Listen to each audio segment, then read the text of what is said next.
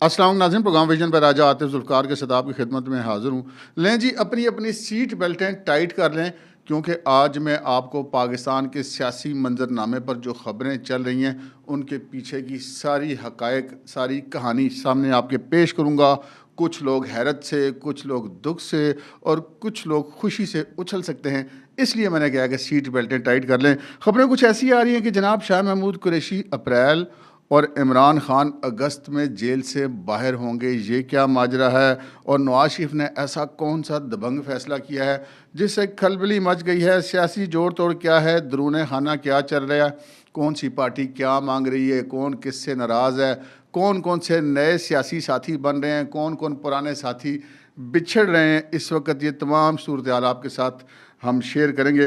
तो प्रोग्राम का बाकायदा आगाज़ कर लेते हैं हम मरीम नवाज़ शरीफ साहबा से। मरीम नवाज़ शरीफ साहबा जो हैं वज़ीर आला पंजाब, वो आज रावलपिंडी के दौरे पर थी। जिस दिन से वो जो है वो वज़ीर आला मुंतखब हुई हैं, वो एक जगह पे टिक के नहीं बैठी, वो जंगी रफ्तार से लगी हुई हैं काम करने में। और रावलपिंडी में जो आज वो आई हैं, तो उन्होंने इधर उधर फिर के अपना वक्त नहीं ज़ाया किया, बल्कि ये गई हैं सीधी रिंग रोड का मंसूबा उन्होंने देखा, उन्होंने ददोछा डैम वाला मंसूबा देखा, उसके साथ सिमली डैम का भी उन्होंने विज़िट किया। और तमाम रावलपिंडी की इंतज़ामिया, पुलिस, इंटेलिजेंस, उन सब की लगी हुई थी दौड़ें।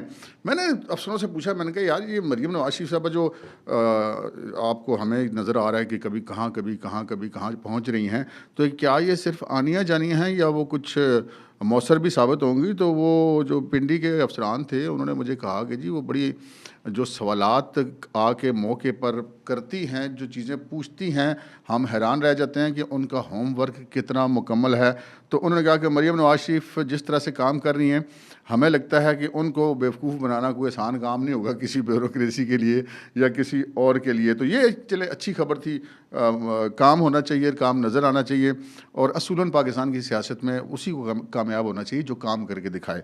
बातें करना या प्रोपेगेंडा करना वो एक अलग चीज़ है। तो हम अपनी अगली खबरों की तरफ बढ़ते हैं जनाब। सबसे पहली जो खबर आपके साथ शेयर करेंगे वो हम इस्लामाबाद हाई कोर्ट से शेयर करते हैं। इस्लामाबाद हाई कोर्ट के अंदर इमरान खान और शाह महमूद कुरैशी की साइफ़र वाला केस और तोशा खाना वाला केस, उसमें अपीलें जो हैं वो समाअत के लिए मुकर्रर थीं। आज उनकी समाअत थी, अपीलें थीं और जो सज़ा की मुअत्तली की दरख्वास्तें थीं वो दोनों मुकर्रर थीं। आज उनकी समाअत हुई चीफ जस्टिस आमिर फ़ारूक और जस्टिस मियां गुल हसन औरंगज़ेब पर मुश्तमिल डिवीज़न बेंच के सामने। अच्छा, पहले तो मैं आपको ये बता देता हूँ कि आर्डर क्या हुआ। आर्डर ये हुआ है कि जो फ़रीक़ैन हैं, उन तमाम फ़रीक़ैन को नोटिस जारी कर दिए हैं गए हैं कि आइंदा तारीख़ पर वो हाज़िर हों और अपने अपने दलाइल दें, ताकि इन पर जो है कार्रवाई को आगे बढ़ाया जा सके। डिप्टी अटॉर्नी जनरल ने इस मौके पर अदालत को बताया कि इस केस के लिए या इन मुकदमात के लिए 2 स्पेशल प्रोसिक्यूटर्स की तैनाती होना है। तो वज़ारत कानून को इन दोनों प्रोसिक्यूटर्स की तैनाती के लिए ख़त लिखा है, तो उसके लिए हमें थोड़ा सा कुछ मोहलत दे दें, ताकि हमारे जो प्रोसिक्यूटर हैं वो तैनात हो जाएं, ताकि इन मुकदमात की समाअत को आगे बढ़ाया जा सके। जिस पर अदालत ने रिमार्क्स दिया कि जी अपीलें तो मुकर्रर हो चुकी हैं, आज ये शुरू होनी है और डिप्टी अटॉर्नी जनरल को इसका नोटिस लेना चाहिए। और ये भी आप पहले तय कर लें कि आपने पहले साइफ़र में या तोशा खाना में किस केस में दलाइल का आगाज़ करना है। इस मौके पर जो अपील कुरंदगान थे, शाह महमूद कुरैशी और इमरान खान, उनके जो वकला के पैनल में से एक वकील हैं सलमान सफदर साहब, उन्होंने ये कहा कि जनाब इस्तगासा के 25 गवाह आधी रात को कलमबंद किए गए और हमें ट्रायल कोर्ट से बाहर रख कर मैच खेला गया। आज आप हमें सुन लें कि हमारे साथ क्या हुआ है। तो जिस पर जज ने कहा कि अदालत ने कहा कि जी ठीक है जी, हम इस पर तारीख रख लेते हैं। फिर डिप्टी अटॉर्नी जनरल ने कहा कि जी मैंने आपसे कहा हुआ कि वक्त दें। और फिर जो उन्होंने कहा, जस्टिस मियां गुल हसन औरंगज़ेब ने उन्होंने कहा कि जी अदालत ने आपकी अपीलें समाअत के लिए मुकर्रर की हुई हैं। सज़ा से मुतल्लिक़ उन्होंने जो अपील कुरंदगान है उनसे ये कहा, और उन्होंने कहा कि इस हवाले से हाई कोर्ट का फ़ैसला मौजूद है जिसके हम पाबंद हैं, लेकिन फ़ैसले के ख़िलाफ़ अपील जो है वो ज़ेर समाअत है सुप्रीम कोर्ट में। इसके फ़ैसले का इंतज़ार करेंगे और इसलिए हम आपकी सज़ा मुअत्तल करने की दरख्वास्त को गैर मुअय्यना मुद्दत तक मुलतवी कर देते हैं। लेकिन ये तो हुई ना सज़ा मुअत्तल होने की दरख्वास्त, उसकी वो गैर मुअय्यना मुद्दत तक के लिए मुलतवी करने का कहा, जबकि जो अपीलों की समाअत है वो 5 मार्च तक मुलतवी कर दी गई है। अब हम शुरू करते हैं जनाब उन खबरों की तरफ जो आपने थंबनेल में देखी। तो इस वक्त जो सियासी मंजरनामा है उस पर जो चाह रहा है, जो मांग रहा है, क्या मांग रहा है ये आपके साथ शेयर करते हैं। जनाब, इस वक्त MQM जो है वो अपनी सुई फंसा कर बैठी हुई है और उन्होंने कहा कि जनाब अगर आप हमें हमारी मतलब की वजारतें देंगे, यानी कि नून लीग से उन्होंने कहा, क्योंकि नून लीग हुक्मरान इत्तेहाद को लीड कर रही है, तो उन्होंने कहा कि आप हमें हमारे मतलब की वजारतें देंगे तो हम काबीना में शामिल होंगे, वरना हम काबीना में शामिल नहीं होंगे। हम बैठेंगे अपोजिशन में, मुख्तलिफ मौक़े पे आपको सपोर्ट हम करते रहेंगे। और उन्होंने कहा कि जनाब ये आप फिर चाहते क्या हैं, ये भी पूछा है ना, दसो चाहना की है भाई। तो फिर जो उन्होंने फरमाइश की वो सुन लीजिए। वो ये चाहते हैं कि उनको हाउसिंग की वजारत भी मिले MQM को, और वो ये चाहते हैं कि उनको मवासलात की वजारत भी मिले। उनको ये भी चाहते हैं कि इंफॉर्मेशन टेक्नोलॉजी की वजारत भी उनको मिले, और वो ये भी चाहते हैं कि ओवरसीज़ पाकिस्तानियों की, जो समंदर पार पाकिस्तानियों की वजारत है, वो भी उनको मिले। और हुकूमत ने जो अभी मुजवज़ा हुकूमत है जो बनने जा रही है, हुक्मरान इत्तेहाद तो हम उसको कह सकते हैं, क्योंकि हुकूमत तो बन ही जाएगी उनकी। तो उन्होंने कहा कि जनाब आप इस तरह करें कि एक साइंस एंड टेक्नोलॉजी की वजारत ले लेंगे, वो आपके लिए काफ़ी है। अभी हमें आपकी ज़रूरत भी नहीं है। अपने इत्तेहाद के अंदर अगर आप नहीं भी होंगे तब भी हमारा काम चल जाएगा। अच्छा, ये जो आपके सामने मीडिया पे गुफ्तगू करते हैं ना, सारे कहते हैं हम मिलकर चलेंगे, ये फ़ैसला हो गया है, आगे बढ़ने का फ़ैसला हुआ है, मुज़ाकरात जारी रखने का फ़ैसला हुआ है, ये सारी कुछ जो नहीं है वो चीज़ होती है। जब ये होते हैं ना अकेले ये सियासतदान, ये सीधी-सीधी बात करते हैं, भाई तेरा वेट कितना है और तुम्हें हम क्या दे सकते हैं, क्या नहीं दे सकते। या जो माँगने वाला था वो कहता है जी मेरा इतना वेट है, मुझे ये कुछ चाहिए, और वो आपस में जब ये बैठते हैं बिल्कुल क्लियर कट बात करते हैं। तो क्लियर कट उन्होंने बात की, जी हाउसिंग की वजारत दे दें, मवासलात की वजारत दे दें, इंफॉर्मेशन टेक्नोलॉजी दे दें, ओवरसीज़ पाकिस्तानी दे दें। आगे से जवाब आया, जनाब साइंस एंड टेक्नोलॉजी की वजारत हम आपको दे देते हैं, ये भी हमारी मेहरबानी है कि हम आपको दे रहे हैं, वरना आपकी हमें ज़रूरत नहीं है, आप हमें असम्बली में वोट दें ना दें, हमारे पास नंबर पूरे हैं। तो ये तो हम वैसे एक जिसे कहते हैं गुड जेस्चर के लिए आपको एक वजारत ऑफ़र कर रहे हैं। तो MQM ने कहा कि जनाब ये अभी फिर हम फैसला करके आपको बताएंगे कि हमने आपके साथ चलना है या नहीं चलना। अगर आपने हमें अपने साथ रखना है तो सही तरह से रखें, और अगर आप हमें सही तरह से नहीं रखते तो हम अपोजिशन में बैठ जाएंगे, बस अच्छे कामों की हद तक हुकूमत को वोट दे दिया करेंगे। सो नून लीग के साथ इस वक्त MQM ने अपने सींग फंसाए हुए हैं और डेड लॉक की पोजीशन है, क्योंकि MQM वो जमात है जिसने सबसे पहले नवाज शरीफ साहब के आने के बाद भी उन्होंने आके कराची से मुस्लिम लीग नून से मुलाकात की थी नवाज शरीफ साहब से, और जब हुकूमत बन गई, जब इलेक्शन हो गए तो उसके बाद भी जिस पहली सियासी जमात ने मुस्लिम लीग नून के साथ इत्तेहाद के लिए रब्ता किया था तो वो MQM ही थी। दूसरी तरफ अगर हम देखें तो जनाब मौलाना फजल रहमान ने जनाब बड़ा कमाल किया, उन्होंने बड़े वो गुस्से में हैं, मौलाना बहुत बरहम है भाई। मौलाना साहब जो हैं वो कल जब उनकी हुक्मरान इत्तेहाद, बार बार मैं कहता हूँ चूँकि हुकूमत उनकी बनने वाली है, जो इस वक्त इत्तेहाद है मुस्लिम लीग नून और पीपल्स पार्टी का, ये दो मेजर पार्टनर है उसके, तो उन्होंने जब मुलाकात की थी, और उनके साथ ये भी है ना इस्तेकाम पाकिस्तान पार्टी PMLQ, ये भी उनके साथ हैं, तो उनका वक्त उनसे मिलने गया था, तो उन्होंने कहा था कि जी ठीक है जी हम मुशावरत करेंगे और कल आपको बताएंगे। तो ये जनाब आपको हम अंदर की खबर दे रहे हैं कि आज जब मुस्लिम लीग नून के रहनुमाओं ने मौलाना फजल रहमान और उनकी पार्टी के लोगों से कहा कि जनाब आपने आज का हमें कहा हुआ था, तो हम जनाब आना चाहते हैं मुलाकात के लिए, तो आप बताएं कि हम किस वक्त आएँ आपके पास। तो जनाब आगे से उनको ये जवाब दिया गया है कि जी मौलाना फजल रहमान साहब अब आपसे नहीं मिलना चाहते। ये बहुत बड़ा जो है एक ख़बर है, ताज़ा जो सियासी जोर तो रहा है कि मौलाना फजल रहमान ने पाकिस्तान मुस्लिम लीग नून और पाकिस्तान पीपल्स पार्टी दोनों को चिट्टा जवाब दे दिया, साफ जवाब दे दिया। मौलाना साहब आकड़ गए हैं और उन्होंने कहा कि जी ठीक है मैंने कल वादा किया था लेकिन आज मैं आप लोगों से नहीं मिलना चाहता। तो और मौक़िफ़ उनका पुराना वही है और कि जी उनको हुक्मरान इत्तेहाद में उनके साथ मुशावरत नहीं की गई, उनको साथ नहीं रखा गया। जबकि मैंने आपसे पहले अर्ज़ की थी कि इस दफ़ा इलेक्शन में जैसे भी इलेक्शन थे जो JUI का जो जिसे कहते हैं जुस्सा है वो पिछले पार्लियामेंट की निस्बत कम हो गया, तो हिसाब मुताबिक जुस्सा भी होता है। तो मौलाना साहब कहते हैं कि नहीं हमें थोड़ा सा ज़्यादा चाहिए।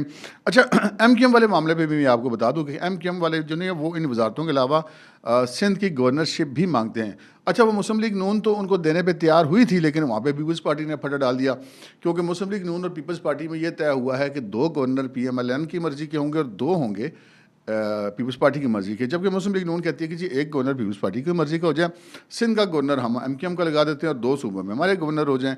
तो इस पर जो है पीपल्स पार्टी ये कहती है पीएमएलएन को कि जी ठीक है, अगर आप उनको गवर्नरशिप देना चाहते हैं तो आप अपने वो जो 2 गवर्नर आपने बनाने ना उनके कोटे में से दें, आप हमारा कोटा काम नहीं कर सकते।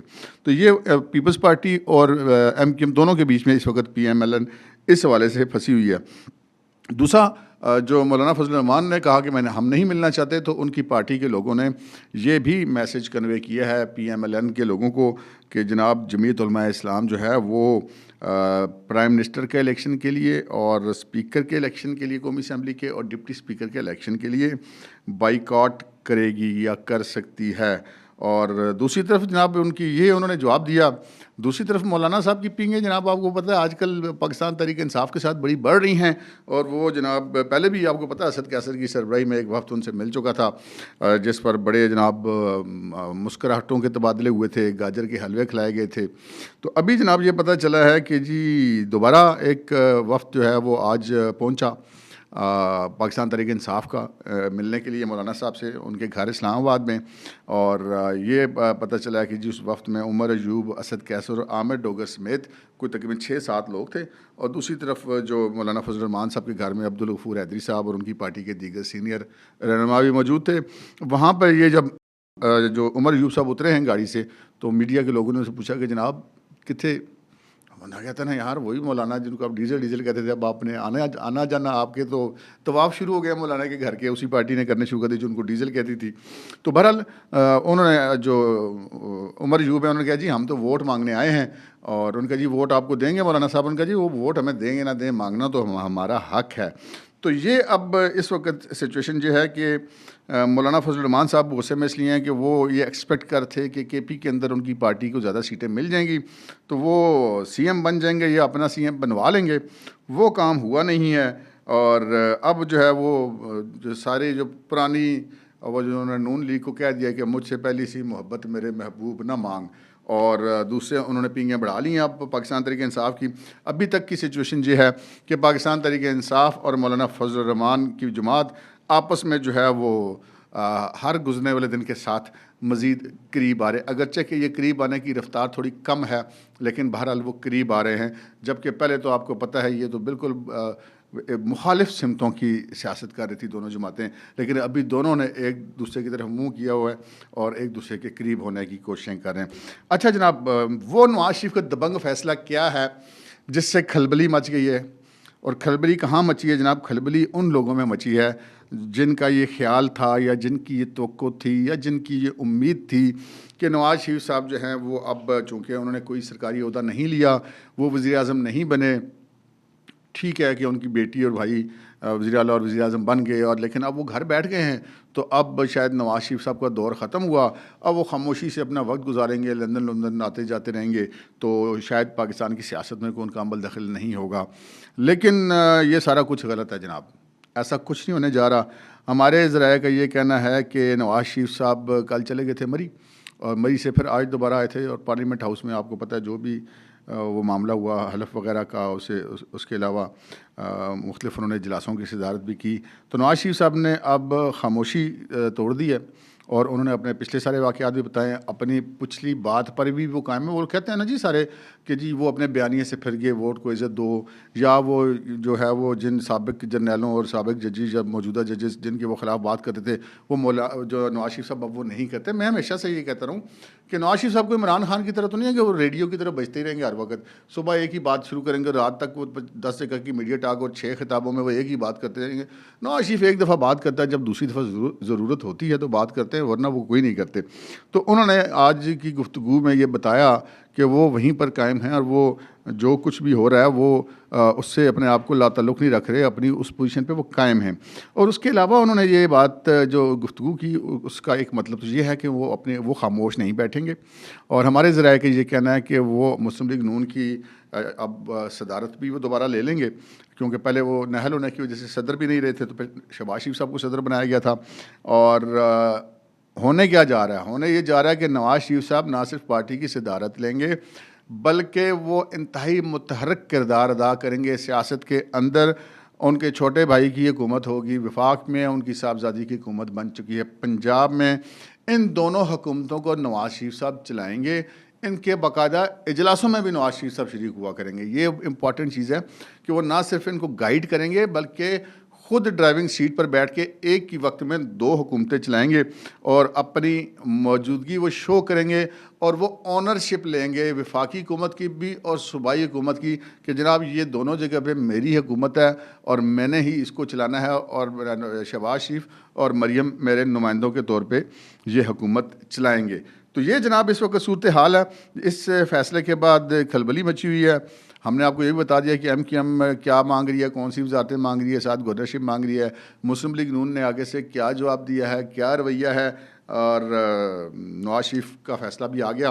अब आते हैं हम उस खबर की तरफ जो आपने देखी पहली लाइन में जी, शाह महमूद कुरैशी अप्रैल और इमरान अगस्त में जेल से बाहर होंगे। ये क्या मामला जी, ये हम आपको बताते हैं।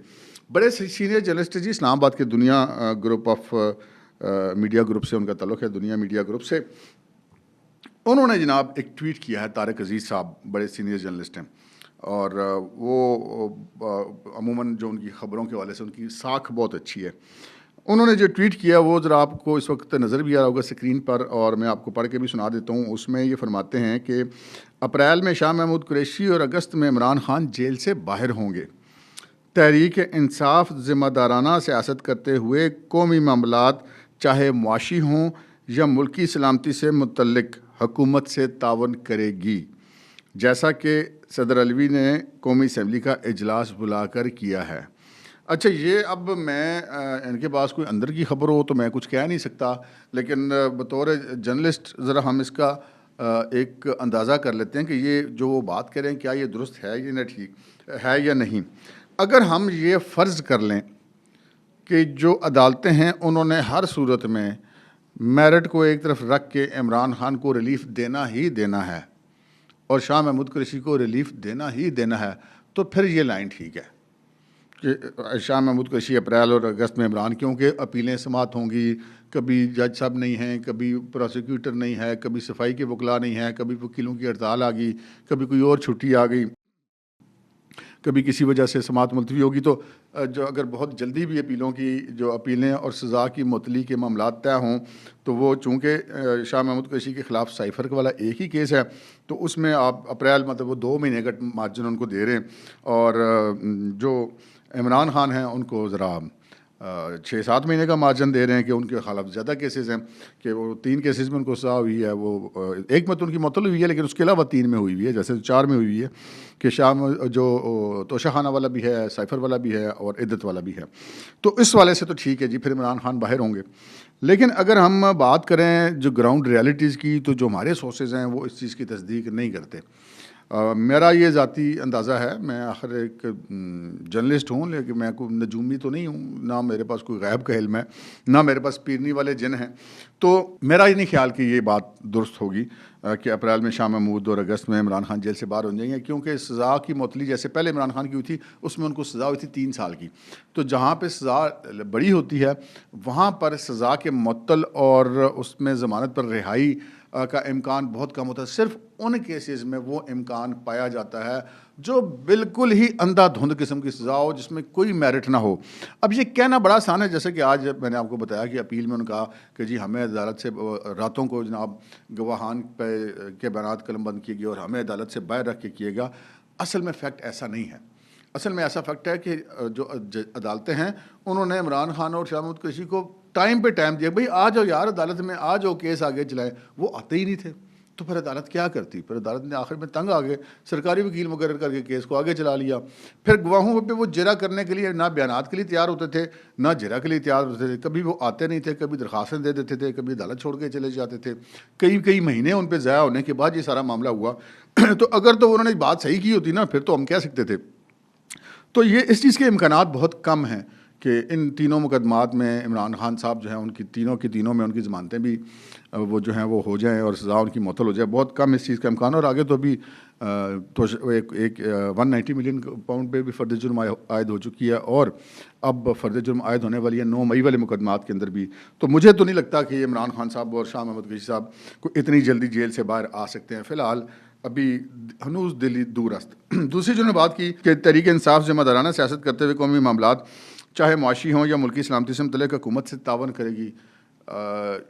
जो तारक अजीज़ साहब से इंतहाई अदब के साथ मैं माज़रत करता हूँ कि PTI और इमरान खान की लीडरशिप में ये क्वालिटी पाई ही नहीं जाती कि वो मुल्क को ठीक तरीके से चलने दें, वो ज़िम्मेदाराना सियासत में किरदार अदा करें।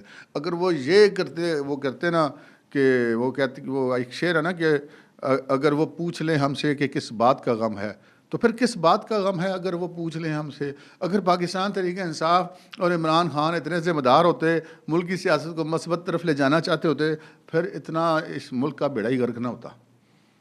तो ये जो है वो मुल्की सलामती से मुतल्लिक़ और कौमी मामलात चाहे माशी हों, मुल्की सलामती हों, मैं माज़रत चाहता हूँ, मेरा इससे बिल्कुल इख्तिलाफ़ है। इमरान खान और उनकी पार्टी जो कि उनके ज़ेर असर हो, उनके अंडर कंट्रोल हो, उसमें ये पॉसिबल नहीं है जनाब।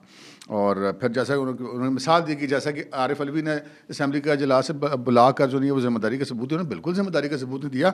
वो उन्होंने जो आखिरी टाइम था जिसके बाद अगर वो अमल ना करते तो उनके आइन की खिलाफ वर्जी वाला मामला उनके खिलाफ तैयार हो जाना था। तो आखिरी घंटे तक तो उन्होंने मसूद ने लटकाया, उसके बाद तो उनके पास ऑप्शन कोई नहीं था। तो ये जनाब अली सूरत हाल है। मेरा नहीं ख्याल कि वो बाहर आ सकते, और फिलहाल मुझे PTI ऐसे किसी मूड में नहीं लगती कि वो माशी तौर पर या कौमी सलामती के मामलात में को पाकिस्तान के अंदर को मस्बत रोल अदा करने में कामयाब हो। आप देख लें मतलब क्या चल रहा है असम्बलियों में। एक तरफ तो आप अगर मरियम नवाज शरीफ अगर एक खातून एहलकार का दुपट्टा दुरुस्त कर देती है, तो जिस पार्टी के लोग उसके दुपट्टा दुरुस्त करने पर एक मतलब गर्म तवे पे बैठे हुए चिल्ला रहे, ये क्या कर दिया, हाथ छू लिया, ये कर दिया, वो कर दिया, वो खुद खैबर पख्तूनख्वा असम्बली में ख़वातीन पे जूते बरसा रहे हैं। तो मतलब आप इनसे तारक अजीज़ साहब ये तो अगर रखते हैं ना, तो फिर मेरा नहीं ख्याल कि आप दुरुस्त हैं। अब तक के लिए इतना ही, इजाज़त दीजिए। अल्लाह हाफ़िज़।